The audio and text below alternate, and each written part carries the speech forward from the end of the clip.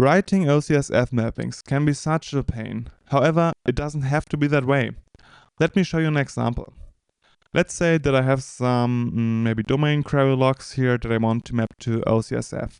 However, this could also be anything else, including some custom input that I would just paste into this text box here. Because later on I want to store my OCSF events with Amazon Security Lake, I'll go ahead and select version 1.1, but as you can see, all versions are supported.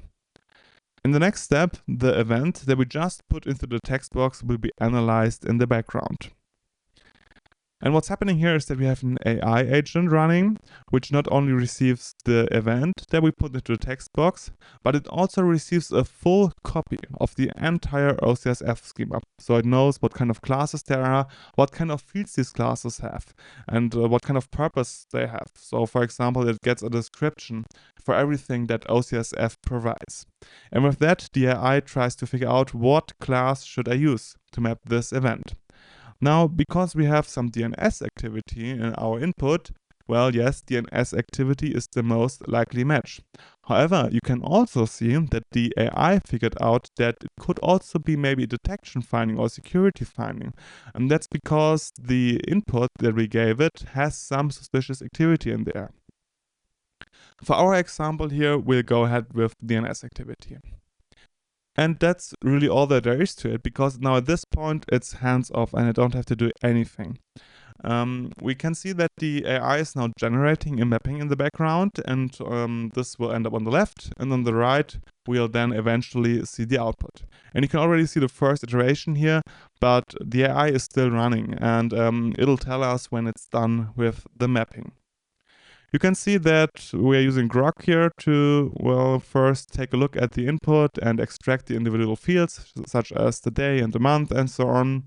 And I didn't have to write anything of that. So the AI knows intuitively what kind of data this is, and it'll make sure that it ends up in the proper place. Of course, this is not an OCSF mapping yet. This is just taking a look at the event that we gave it, right? So it sees, okay, we can dissect it like that, and then the actual OCSF mapping starts. So here on the left, you can see the OCSF schema with things such as source endpoint or test endpoint. And you can see also on the right that the AI sometimes makes mistakes. And that's normal because, well, AI is not a perfect solution, right? It does mistakes sometimes. However, what happens here is that in the background, we also validate that mapping that the AI writes. So we execute the mapping for the input that the user gave. And then we present the output here not only to the user, but also to the AI. And therefore now, for example, the AI knows that it can't use the parse time function as it intended to do. So it will have to fix that mistake. And the AI is very good at incorporating this kind of feedback into the mapping itself. As you can see, it seems to work now. And scrolling over this, I think that's actually a pretty good result that we have here. There's no warning anymore, but the AI is still continuing a bit, maybe because it wants to put additional fields into OCSF instead of keeping it, well, in this unmapped field. And it'll tell us when it's done by changing this here. However, that's already a pretty good result. You can also see that we are trying to not overfit to the concrete example. So here we accommodate for all the possible values that the month can have. And yeah, now we are done. This is the mapping that the AI generated. I really didn't do anything here. I could even, yeah, take a coffee break in the meantime, right?